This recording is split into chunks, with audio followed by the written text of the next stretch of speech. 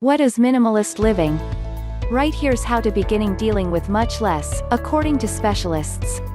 If you've ever packed up your house to relocate to a brand new place, you've probably realized something you don't constantly like to admit: you have method too much stuff. In fact, in the United States, 1 in 4 people have a clutter problem.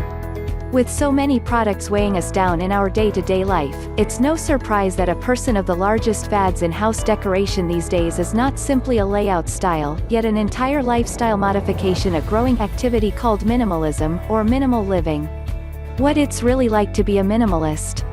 Though the way of life has gained more popularity recently thanks to Marie Kondo's KonMari approach and the rise of tiny residences, minimalism is absolutely nothing new. It actually has its origins in Buddhism and also was first created in the mid-60s by a British art theorist, according to Kyle Sheikha, writer of The Longing for Much Less, Living with Minimalism. From there, minimalism has actually become a lifestyle that emphasizes living with less and hence appreciating extra. If you're wondering even more about exactly how to incorporate it right into your own home, here's everything to understand about minimal living. What is minimalist living? Though minimalism can be specified in several ways, there's commonly one common unifying style to the activity, an ideology of living just or dealing with less. Minimalism is the willful promo of the things we most worth in life by eliminating anything that distracts us from it. Minimalism can be related to many areas of our lives, our routines, our connections, and a lot more, but the main part of minimalist living is typically the home. When considering how a minimal residence appears like, you may initially think about white, open spaces as well as bare walls, yet the reality is that every person can practice minimalism differently, says Becker. A minimalist house is really intentional, he explains. Each property is there for a factor. Thus, minimalist living commonly involves decluttering, arranging, and also lessening your home, all in order to lead an easier, much more deliberate lifestyle. Advantages of minimalist living. If you're asking yourself why you need to start embracing minimalism in your very own house, here are some of the best benefits of living minimally: more cash. Fewer things in your house mean even more cash, claims Becker, as you'll be purchasing much less and caring for much less. What's more, is that you'll realize that your cash can be used for much better things than just buying properties, including more experiences as well as high-quality time with household. Even more time. If you live with fewer things in your house, you'll spend much less time cleaning and also arranging and buying, consequently permitting you to have even more time readily available in your day to engage in what matters most to you. Boosted health and well-being. A minimal home is considerably less difficult. Having much less stuff indicates that we have less stress in life, describes Becker. Every increased ownership includes increased stress and anxiety onto our lives, given that everything that we have has to be cared for, has to be handled. Helpful for the environment. By purchasing less and utilizing less, you'll likewise be minimizing your usage of the planet's natural deposits, for that reason doing your part to help out the atmosphere. Extra thankfulness and mindfulness. Living with much less will permit you to locate even more gratitude in the important things you have.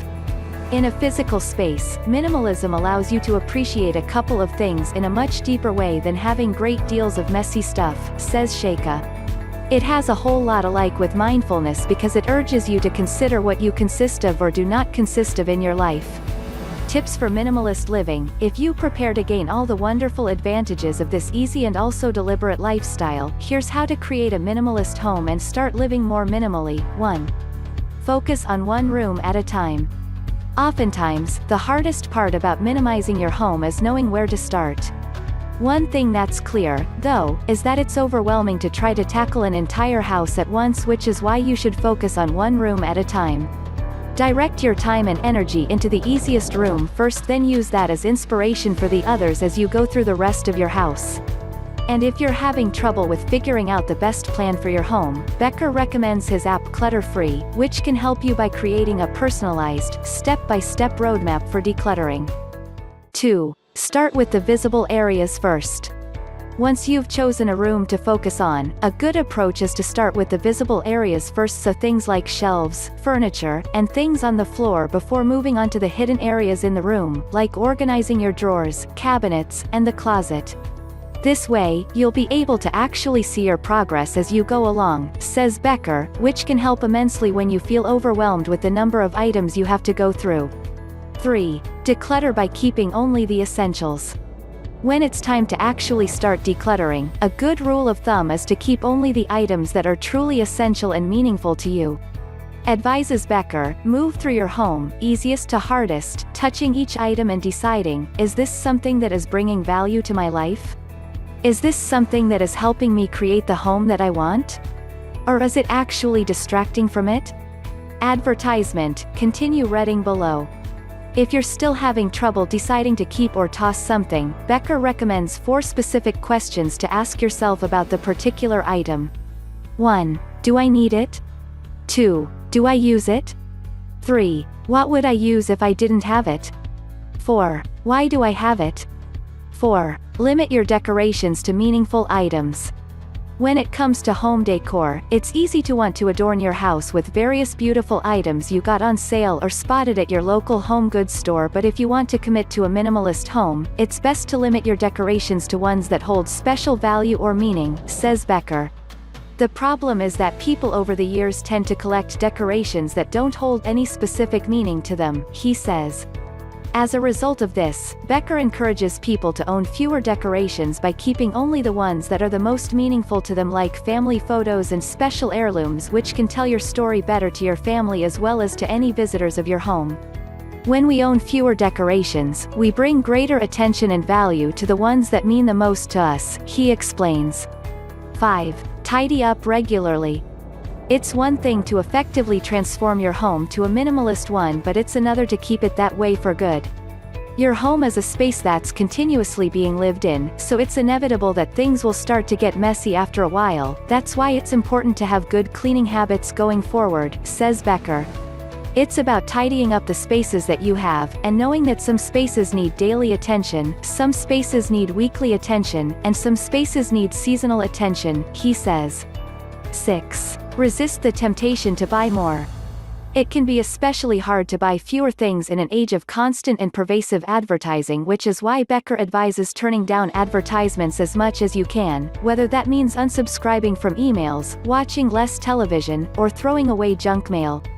This can also mean rejecting materialism to focus more on the items that are actually meaningful to you. Think about what are the things that you really like, versus what are the things that, like materialism or advertising, has caused you to like, advises Sheikha. Figure out what your taste is and what makes you happy in your space. 7. Find your purpose. Here's one of the most important parts of minimalist living. If you're thinking of starting to live more minimally in your home, take some time to reflect on why you're doing it, whether that's because you want to save more money, because you want to spend more time with family, or even because you want to retire early and enjoy your retirement years. This is especially important because ultimately, minimalist living is about leading a more intentional life of purpose. The goal of minimalism isn't just to own less stuff, but to live a more meaningful life than the one I'm living, says Becker.